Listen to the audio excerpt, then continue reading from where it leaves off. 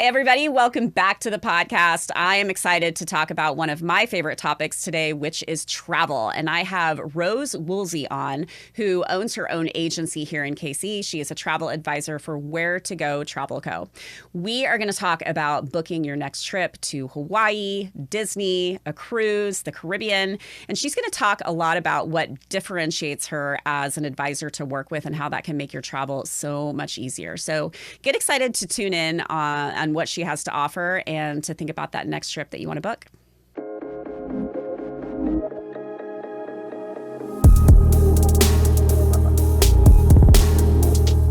All right, so Rose Woolsey, I'm so excited to meet you in person. Yes, you too. Thank we you. have been messaging back and forth because I reached out to you originally about a trip that I was looking to do with friends, and then we ended up corresponding. And now you're in the studio with me, which is really exciting to talk about what you do. Yeah, and I've been following you for a long time on Instagram. Well, thank you. So. Thank you so much. Yeah. So I have to say, I was doing a ton of homework researching you for the podcast to talk about what you do as a travel advisor and owning your own travel agency. And I just have to say, you are very thorough.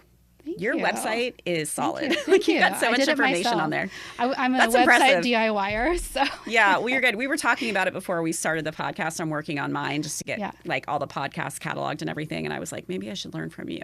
Yeah, what you did with your website. So happy to give you some advice. Yeah. Okay. Well, let's dive in. Tell us about your agency, the travel, kind of like the meat of like what you focus on, and to get people excited about like travel plans that they have coming up in the to plan with you. Yeah, sure. So my agency, Where to Go Travel Co., we really focus on family travel. We do a lot of theme parks, Disney, Universal. We do a lot of Caribbean and Mexico all-inclusives and a lot of cruises. Yes. I also plan a lot of Hawaii too. So which you have a whole backstory, I think, there that we'll talk about too. Hawaii. Yeah. Okay. So is it just you, or do you have a team? I have another advisor who works under my brand. Her name's Carrie. Okay. She is awesome, and she's my cruise specialist. She like only books cruises. She cruises all the time. She's the total expert. So she's great. So I was telling you before we started that, I mean, I swear I don't know why I didn't get into travel because I absolutely love to travel. I wish I would have known you back in the day. We did the Disney cruise in 2019. Oh my gosh, I didn't know you did that. That's I know. Cool. I wish I would have known you then, because then you could have helped us plan it. Yeah. But the next one, that will do. For sure. So, okay, so let's talk about how you got started. So kind of your backstory of how you got into doing this full time. What brought you there? Okay, so my background is not in travel at all. It's actually in microbiology. So I went very unexpected. Yes. I went to K-State. I got a degree in microbiology. When I was at K-State, I worked in a research lab. I worked for this really brilliant PhD. Her name is Dr. Christine Michelle. She studied malaria. And so it was a malaria lab. We had an insectary with mosquitoes. Oh my gosh. And she like taught me so much about research. So I feel like that was a really important skill set that I learned from that time in my life. But when I was there, I had the opportunity to go to Haiti, actually. It wasn't through the lab. It was through church. It was a medical missions trip.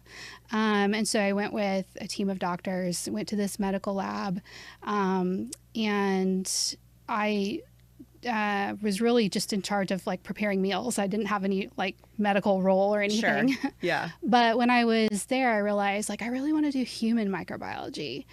So I was talking to the doctors. They're like, I think what you really need to do is focus on a medical laboratory science. So I sort of switched I was doing like microbiology for research to go into research. So I switched my focus in school and went into medical laboratory science. Okay. So that led me my last year in school up here to Kansas City, where I did my last year in training at St. Luke's. So it's St. Luke's in the Plaza. They have a year-long program. So went through that and then started my career. I worked for Quest Diagnostics for 10 years. And that was like right before the pandemic was when I started. Oh, well, let me back up. Okay. I had a child. Okay. So my daughter was born. She just turned 7. So it's been about 7 years, and I was full-time in the lab, and I was just working so much, like holidays. Mm-hmm. The thing about microbiology is that the microbes never sleep. So there has to be somebody there all the time. Yeah. Like they continually grow. So you have to continually take care of the cultures, or they will get overgrown. Your lab results will become invalid and all that. So it was a 24/7 operation. Like I worked the night shift. Like clock out mentally too. Yeah. Yeah. So worked the night shift for a long time, but I also worked holidays. So it was like Thanksgiving and Christmas. And after my daughter was born, I was like, this isn't working for me anymore. So I started just exploring other options mentally. I was like, all right, what else could I do? I really wanted to work at home. And at the time, like, I've always been an early morning person. So I get up Good early. For you. What time do you wake up? Like naturally just wake up like 4:30. Oh my gosh. You should be a media. Yeah. Good for you. I'm like, if it's before 6 o'clock, I struggle. Yeah. I don't want to wake up that early. That's actually, yeah. But no, now they say that it's really healthy to wake up that early because then you can go out and get absorb the sun and you're off to a good start to your day. So anyway. I usually end up working. Yeah. But at that time, I would get up early, and I was like always looking up things to do in Hawaii because I love traveling to Hawaii. So you had been there. I had been there. Okay. Yeah, the first time I ever went, I spent a whole month there. Oh. But I knew. What year was that? It's been a while. A while. Okay, so how did you decide to do that though? This is your daughter. This was obviously. pre-daughter. I knew a girl who grew up there. Okay. And we worked together, and one day she was like, told me that her mom was getting ready to put the house up for rent. She was moving to Oahu. Mm-hmm. She was living on Kauai, moving to Oahu. And I was like, well, what do you think about, like, could we go stay there before she rents it out? Yeah. And so then me and a group of friends, we all went and stayed there for a whole month before we kind of like helped get the house ready for the renters and everything. Yeah, it's part of the deal. Yeah, but mostly we just went to the beach. Yeah, had a good time. Yeah. So then I just kept wanting to go back after that. It's such a beautiful island. And so I was just, every morning I'd get up and think, all right, what can I do on my next trip to Hawaii? And then one day I was like, I wish I could do this for a living. Like, this would be a cool job. Mm-hmm. Not even realizing that it was still a thing. Like, I didn't know that because of online. Yeah. Primarily. Yeah. And so one thing led to the other, and I just started researching, like, how do people become travel agents? And then it just led to, thinking of a name for the business. And then, let's get a website. Yep. Now I'm an LLC, like, it's official. It very organically just happened. Yeah. So I was still working full time at Quest, and they were like so great because they would let me slowly reduce my hours. That's amazing. Yeah. It worked out perfectly. I had a really great boss. Yeah. And she was really understanding. And so that's how I transitioned into it. Yeah. But I did open my travel agency a few months before COVID hit. Oh, yay. So how was that? I had a couple of trips booked. How did it work in the beginning?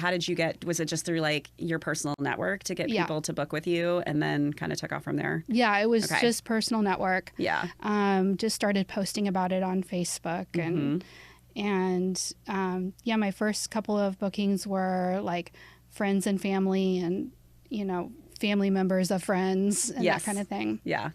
So best way to do it, though. Yeah, definitely. And so I had a few trips booked and quickly learned how to cancel those trips and what you have to do. What a welcome into your side hustle turning full time. But honestly, I learned so much about the industry because I was already plugged into networks of travel advisors and who had huge books of business. Yeah. And it just completely wiped them out and took them down. So I learned, about terms and conditions. I learned about travel insurance. I learned about all that stuff that's just so important when you book travel. Well, and like you said, your research that you were learning before obviously teed you up for this to get into like the details of it. Yes, for sure. Love it. So yeah, it was a good start actually. Yeah. Like, I wasn't relying on it for income, which is the important part. Absolutely. That helps. Yeah.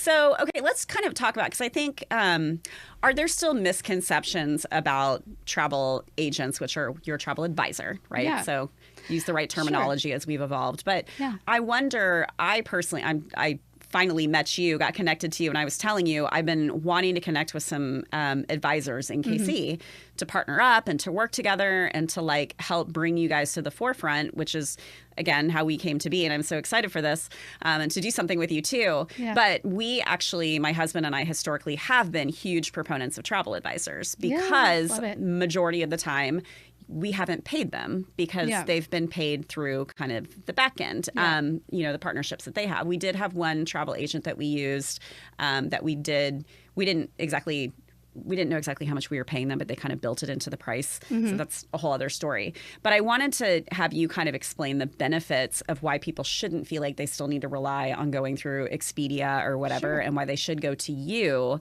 because what does that mean, the cost to them? How does that benefit them? So there's to back up and talk about how we're paid a little bit, because a lot of advisors are charging a fee now. Okay. So it just depends on your business model. We all get paid like a commission on the back end from suppliers, hotels, and that kind of thing. But some advisors are charging a fee now, which is... So that is evolving a little bit. Yeah. Okay. Actually, I think the statistics are like most are charging a fee. Oh, interesting. So I didn't know that. Yeah, okay. the industry is definitely evolving. Yeah. So for us, we're not charging a fee. Okay. My advisor, Carrie, each advisor is going to be different. So I'm okay if advisors working under my brand want to charge a fee. She doesn't charge a fee for the cruise booking. But if you want help booking airfare, hotel before, excursions and all of that, she does charge a small planning fee for that, because we're not compensated for that. So we really just get compensated from the cruise line. Okay. So I don't charge a planning fee, and that's just really because we're just trying to grow the business. And people don't, there's really no downside to booking with an advisor, because we can actually save you money on your trip. Yeah, I want to get into that, because I know I was doing a whole bunch of research, as I said, on your site, and I want to get into like some of the perks and things that you have or incentives or whatever working with your partners that we wouldn't get as like a regular traveler booking a trip. So, there are a lot of perks, and a lot of people don't realize that working with a travel agency doesn't cost you extra money. I definitely want to put that out there, because I do think there's probably still some confusion on it, and just thinking and I mean, I don't know, everybody has their own way of doing things, but I do think that there's probably some, misperceptions about that. But okay, so let's talk about the main destinations that you book for people. Sure. So if they're interested in XYZ locations, talk about those. So for families or couples or whatever, they'll hear it and go, okay, need to reach out to Rose. Yeah, for sure. So when I first started, like I said, Hawaii was my favorite destination. I started out just planning to only book Hawaii, because that's what I was comfortable with. So I know Hawaii very well, I know it like the back of my hand, so I can just plan a trip. I can kind of like ask you questions to figure out your style of travel and be able to recommend accommodations quickly and easily. And then be able to plan like what to do on the island for your family dynamics and what you're interested in. And you do the 4 main islands? Yeah. Okay. Yeah.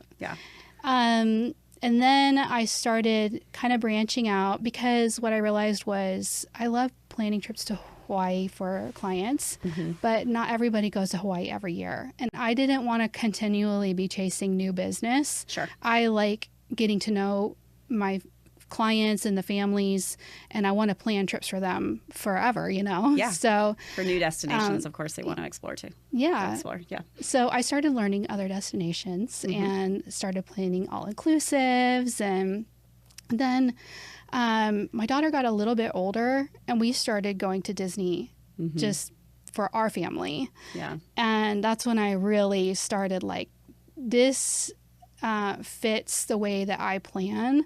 It fits my personality because I'm very detail oriented, and like going back into the lab and microbiology, I love like complex things, and Disney is complex.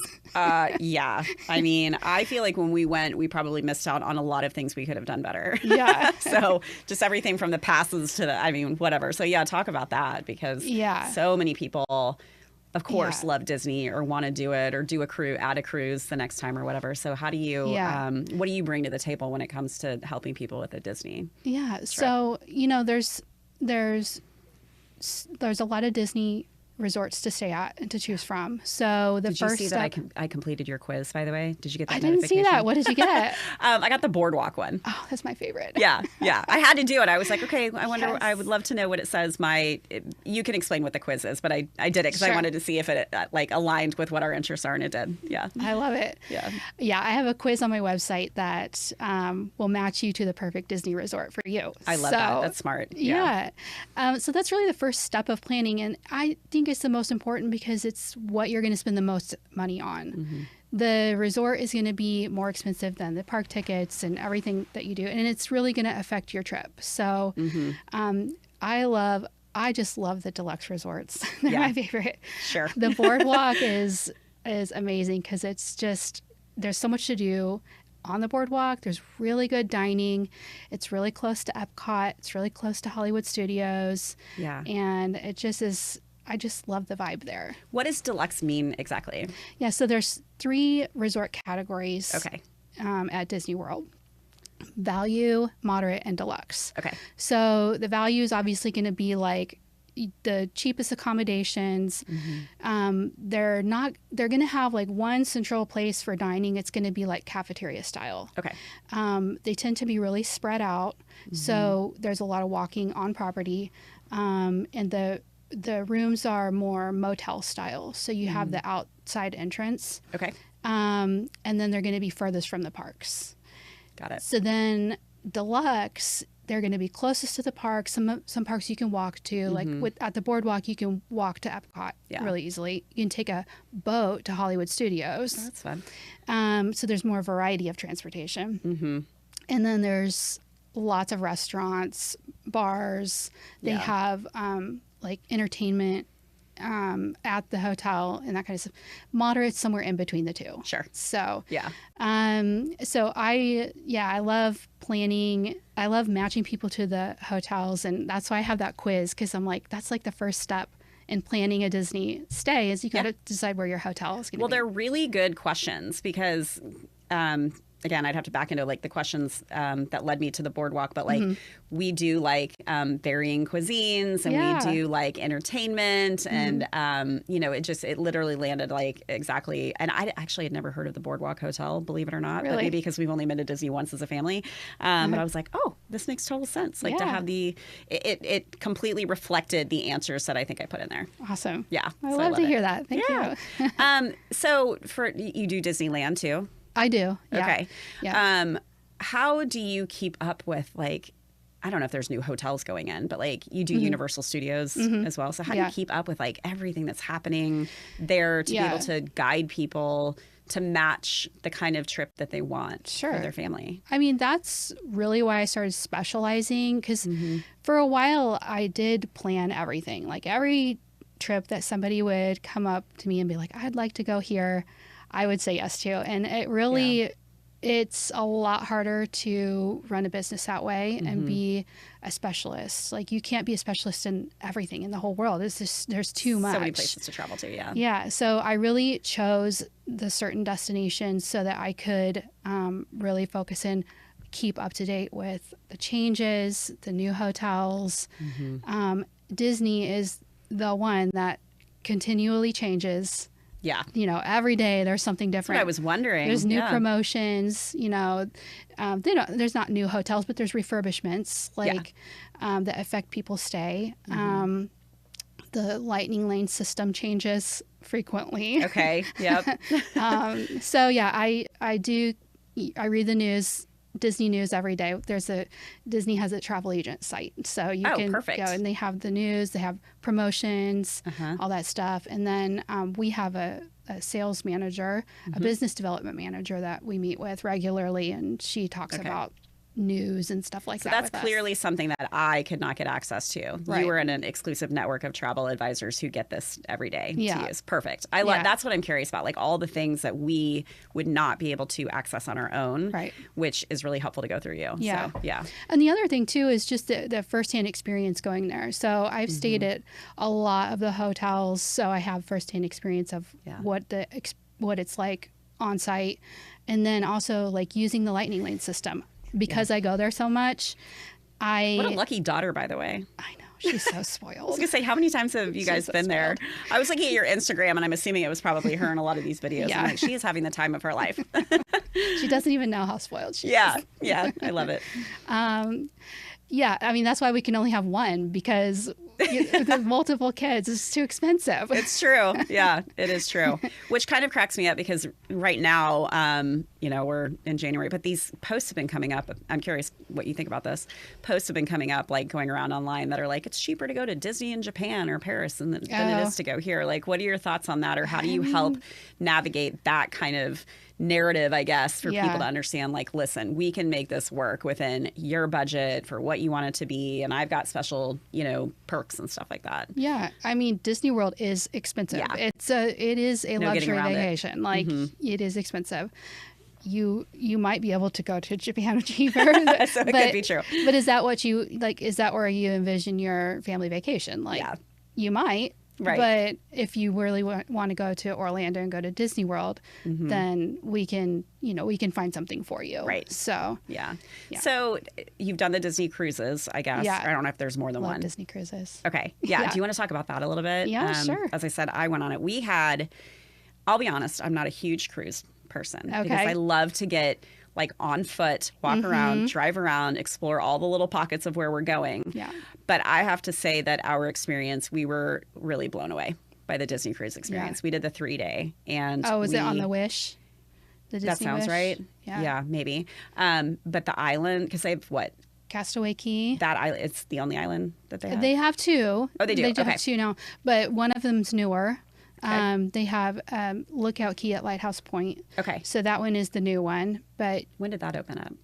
It's been a year and a half. Okay, so it definitely wasn't that one. We had such an incredible time. Like, Castaway it genuinely Cay is lived awesome. up to the Disney reputation of the happiest place on earth. The island was gorgeous. Everything about it was amazing. So I definitely tell people you should add that to your list. Yeah. Have you been on other cruise lines? So I have, yeah. When I was growing up, we did some of the Carnival cruises. We did the Caribbean. And then that's probably it. We didn't do like a Hawaii cruise or anything. So I think a couple of the Carnival cruise lines, but way back in the day. Yeah, Disney just is. I love selling and planning Disney cruises. We did a Mediterranean cruise. Sorry, I just remembered. My parents. Yeah, we went on a Mediterranean cruise, like Royal Caribbean or something like that, which was also really nice. Yeah. Yeah. Each cruise line has their perks. Not everybody is going to be a good fit for a Disney cruise line, but I personally love sailing with them because, the service is so good. You get it's a premium experience, so there's going to be more included.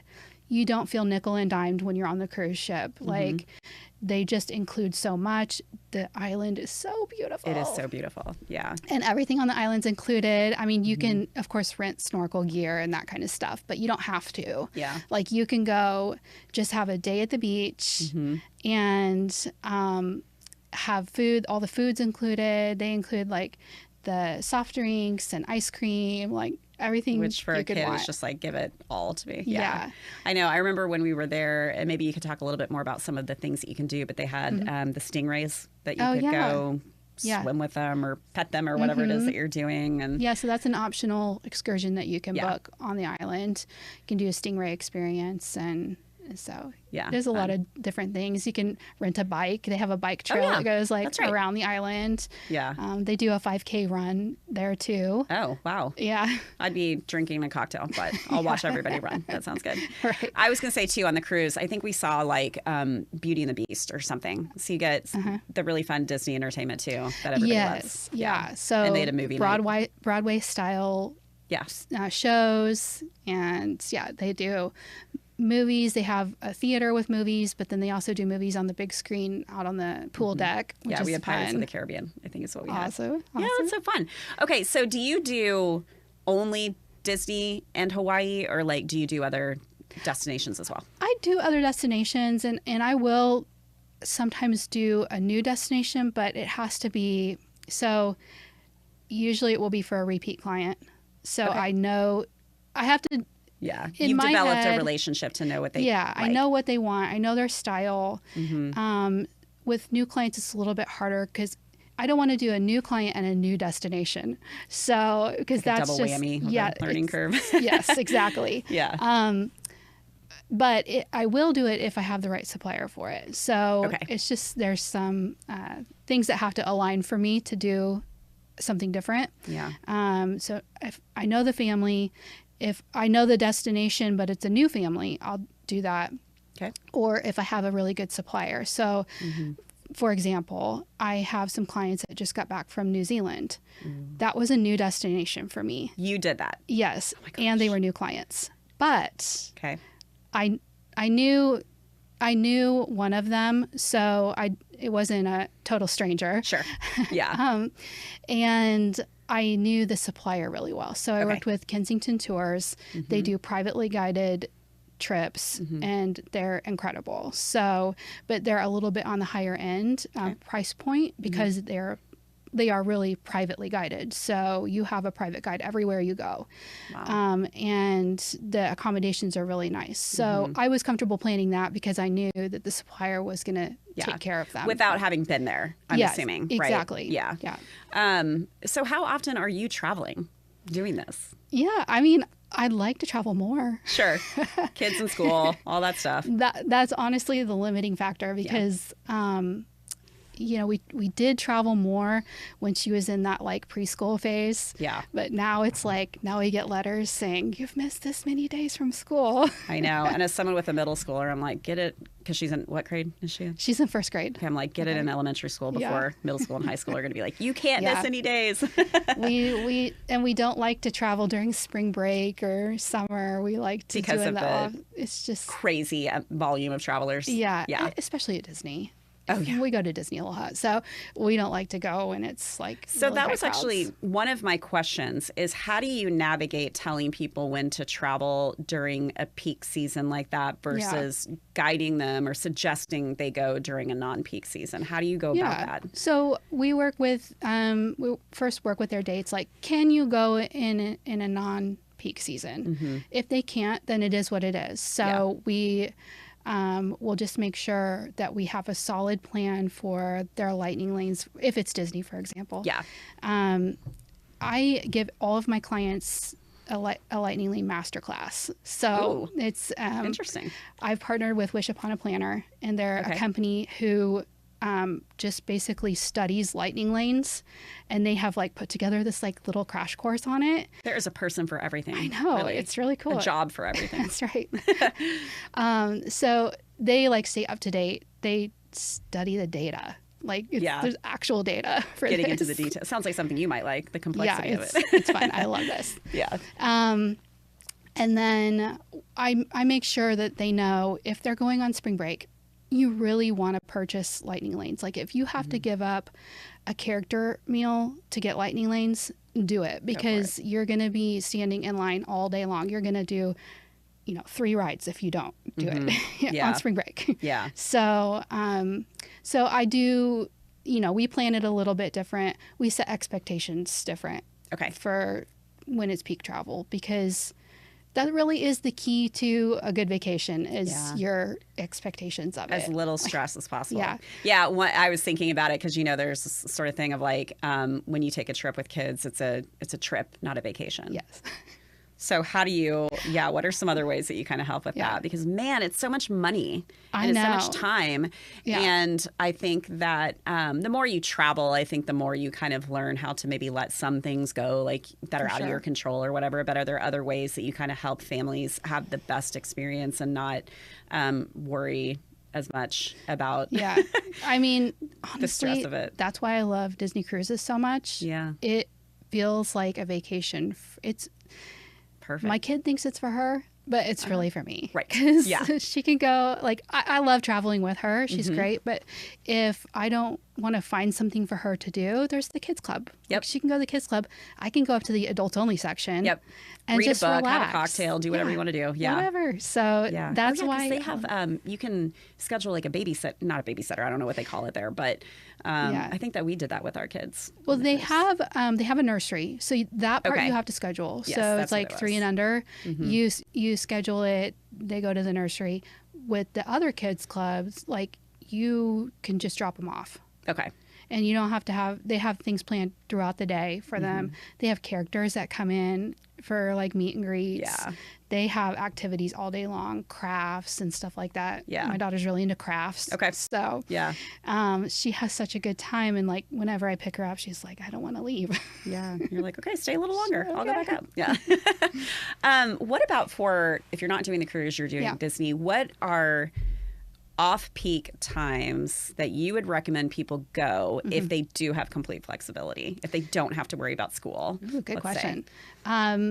When the kids are in school. So, January and February, like later January, early February are awesome times to go. Okay. The weather is more mild. Okay. Which nobody, like, we don't want to deal with this summer in Piping Orlando. hot It's Florida so hot. weather. Yeah. That's a good point. Yeah.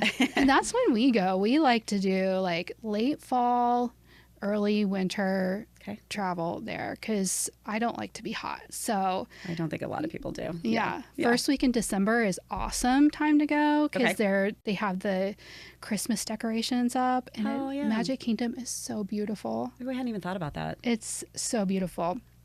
Also, Halloween time because they do the Halloween party and that is so much fun. Is that like, what is that, like not the boardwalk, but like leading up to Magic Kingdom or something? Yeah. Or is well, it's all throughout Magic Kingdom. So it'll be in the evening. So you can get in, if let's say you don't have a park ticket, but you have a party ticket. You can get into the park at 4 p.m. The party doesn't officially start till 7.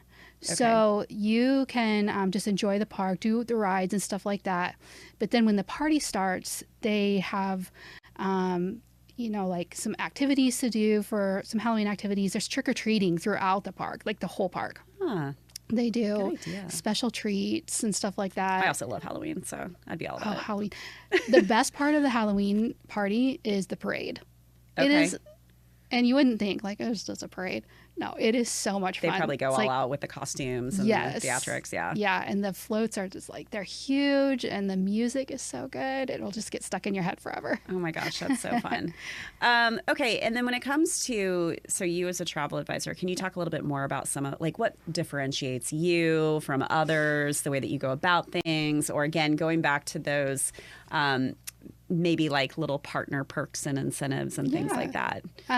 So as far as like me and my agency, we are very systematic in how we do things. So I have, for each type of trip, I have created like a workflow for each type of trip. Okay. So for like a Disney cruise, for example, Disney cruise or like a Royal Caribbean cruise, there's a different workflow for each. Because I was in the lab and it's like my mind is trained to like do things in a certain order and document it. Like that's what I've kind of brought to my business. Yep. So everything is very systematic. You're going to get an email like when you can do online check-in because it's different for every cruise line. Yeah. So you're going to get an email for that. You're going to get an email when you can make your dining reservations. Okay. When you can book excursions because each cruise line, again, is different. Mm-hmm. So we're very systematic in that. So basically the people that you're working with will not miss a beat when it comes to making sure that they can get that reservation made maybe as soon as they are able to. As long as they're reading their emails. Well, that's true too. Yeah. Read those emails. Yeah. Right. So I would say that's kind of my forte, I think. That's what my strong suit. Yeah. As far as partner perks, like we have like certain memberships. So we belong to a travel consortia, which it's called Signature. Okay. We have a lot of perks booking cruises with Signature because what they do is they go block off group space when the cruise lines first release their sailings. Like, some of them they're into 2028 now. Oh wow. Well, yeah. So Signature is like blocked off group space back when they first released the itineraries. What that does is locks in that pricing.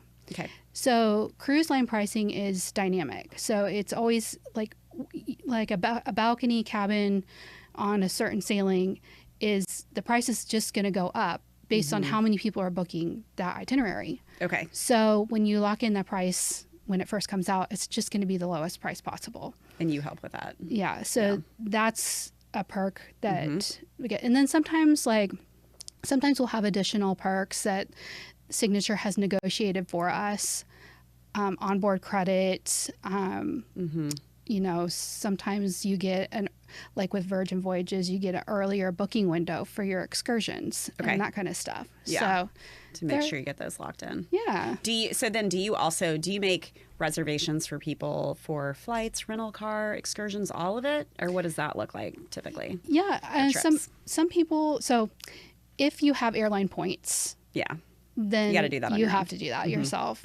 But I always, help my clients do that kind of thing because I want them to pick the right flights because the airline will let you book crazy flights. Like if you're coming back from an international trip, they're going to let you book a 40-minute layover.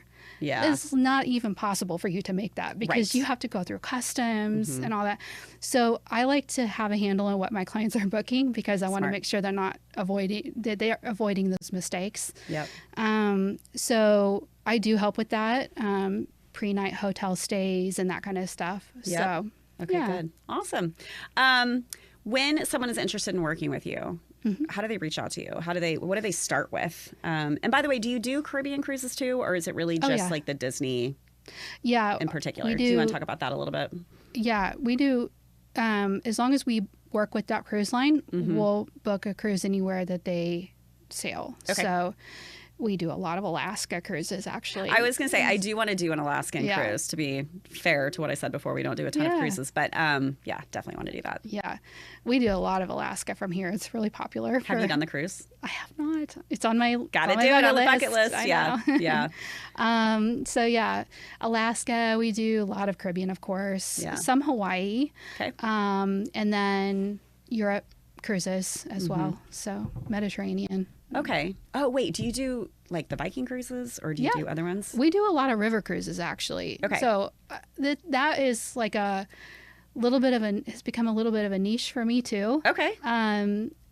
Because I'm interested in doing a river cruise, I really want to do a European river cruise. Yeah. So I learned about them. I went through all the companies that sell river cruises, did like extensive research. Yeah. So then because of that, I created like a little guide as well, to compare the different cruise lines. And do you work with all of them or did you narrow it down for people that work with you for like the one that you... I mostly narrowed it down. Okay. Because based on what they include and the experience and the perks that I can get, I mostly sell AMA Waterways and Viking River Cruises. Okay. So those are the two. Yeah. But sometimes they don't fit what clients are looking for, and I will go outside of that. But usually AMA Waterways, that's my favorite because my clients are always really happy when they come home. Yeah. And I have the most like repeat business with AMA Waterways. So to me, that's like Yeah, they're the Which, just out of curiosity, which one would you want to do first? Where do you want to travel to through Europe on? I really want to do the cruise? Rhine River. Like, I want to do the Rhine River from Amsterdam to Switzerland or vice versa, because there's just like some castles. It just looks so beautiful. I know. So, Man, I get castles. sold on those. Like every time I see an ad or something for one of those, I'm like, is it as dreamy as they make it look? Yeah. 'Cause it probably is. It's just the perfect way to travel through Europe. Yeah. Because you don't have to deal with trains. Yeah. You're just like, you have one room and they take you, and it's just so scenic. And the thing about it is, like, the towns were built around rivers. And so the rivers really go through the heart of the towns. That is the best way, transportation-wise, to be on a boat. Yeah. I love that. When people are traveling, can they get in touch with you throughout the trip? If they run into issues, so it's not like you plan it and then they're just kind of set to sail on their own. Yeah, I'm always like, somebody reaches out on their trip, obviously, if they have an emergency or something, I'm there. Get in touch, Yeah. Yep. So do you do do you do corporate trips? I want to talk a little bit about like how you go about planning like large family trips, or if someone's looking to do a group event. Do you do that? Yes. Okay. Yeah. And so I have planned a lot of large, like, multi-gen trips for families. Okay, cool. And then I worked for a destination wedding planner, actually. Nice. And I don't love the idea of destination weddings, like, for me personally. Yeah. But I love corporate travel, Yeah. like incentive trips and that kind of stuff. We do that for Mexico, Caribbean, and even Disney has that kind of thing. So Perfect. you can plan conferences and that kind of stuff at Disney. So do you have like a max number of people that, or are you kind of like, hey, just come to me with whatever and we'll figure it out? Yeah, we'll figure it out. I love it. And then on your website, you also have a lot of guides, I think, that you've created, right? Yeah. How did you, those are just there for people, some can be purchased, right? And then there's some blog posts. Do you want to talk a little bit about like what you've created in terms of like travel advice? Oh, the other thing that I like too is that you had a lot of information about international travel and what you need to have, and just kind of a checklist. You had a lot of good content on there that you can talk about. Thank you. Yeah. Thanks. It's really good. I really love blogging. Like, that's... Well, you're good at it. Oh, thank you. Yeah. It's been... I never thought that I would be good at it, but the more I do it, the more I learn. And I don't know, some people say blogging is dead, but I'm still going to do it because I like it. So no, I don't think blogging is dead, and we could get into that and a whole other thing. But I actually think that with AI, I think that that's going to pick up a lot of people's blog content. Yeah. I have to tell you a funny story really quick, because I need to put this out there. Well, I told you earlier we ran into the Southwest debacle that was 3 or 4 years ago. If people remember, their system went down. And so we were scheduled to fly to Riviera Maya. We didn't make it. We flew to Houston. We ended up having to drive back from Houston because the whole trip, like, we couldn't get to Mexico because all the flights were canceled. Okay, that was like a big enough ordeal on its own. However, what I didn't tell you was the story leading up to it, which was we were like roughly 8 days out from leaving Christmas Day for Riviera Maya, and it was a Sunday morning that we were scheduled to fly out. And the Saturday before, I popped up in bed at 2 a.m. and realized our daughter's passport was expired. Oh, no. And a child's passport is only good for 5 years. Yeah. And I just was like, oh my God. I don't know why at 2 a.m. it hit and why that was such a clear thought, but it hit. And I like nudged my husband. I was like, oh my God, get up. And I went into our little safety deposit box that we have to double check it. And I was like, it expired, whatever it was, a year ago or something like that. And I was like, what are we going to do? And so we like started looking things up at 2 a.m. online. Where can we go? We called a post office Saturday morning. When they opened, they were telling us, you can do this, you can do that.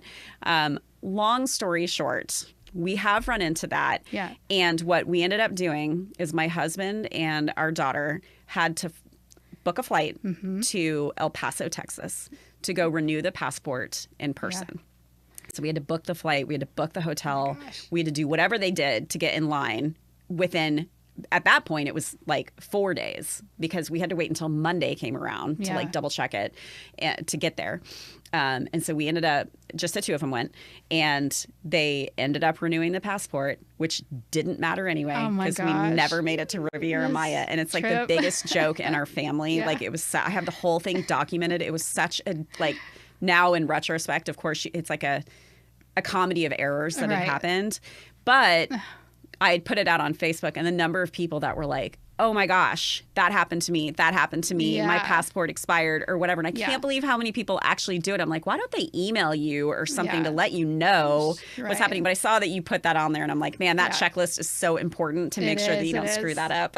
I mean, I've had several clients this happen to as well. Yeah. And so now I remind people like 5 times. Good. And even for like Yeah. a lot of European countries, you have to have 6 months validity on your passport. So some yeah. people don't realize that too. They're like, they just look at it and they think, oh, it's not expired. But when does it expire? Because that's important too. So, Yeah, I remember seeing that as well for a trip that we took. And a lot of countries require a visa yeah. too, which is Yeah. something that you're aware of that you Yeah. can help with also. So, Yeah. what are other like common mistakes that people make that you help them to avoid? The layover one is a good one. The Yeah. 40-minute thing that the Yeah. airlines do is pretty ridiculous. It's crazy what they will let you book. We've missed flights because of Yeah. that too. Yeah. I always tell people if you're coming back from an international trip, 3 hours, you need a 3-hour layover. Yeah. And you might be waiting a little bit. That's fine. But that's better than missing your flight Yeah. and then having to find another flight. Right. So Yeah. that's a common one.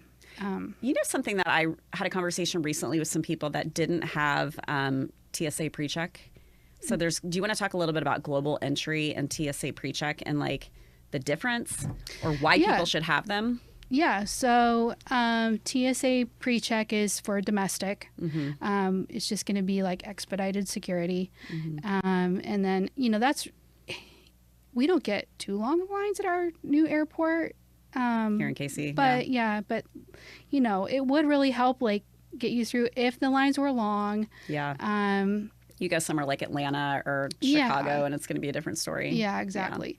And global entry is the expedited through domestic Yeah. or international travel. So if you travel a lot internationally, Yeah. then look at global entry. But Yeah. if you just travel a lot domestically, then TSA PreCheck. And I can't remember how much that costs or how long the TSA PreCheck remember lasts. But yeah, I feel like that's kind of a must. So Yeah.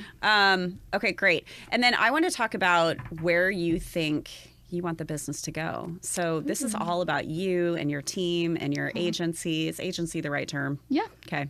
I want to talk about like, where do you want to grow it? Where do you want it to go? What do you want to add? Do you want to hire people? Obviously I'm here to help get the word out about you because of what you do and get more people to come to you for this crazy, like cumbersome work that you do to help people have the best experience possible.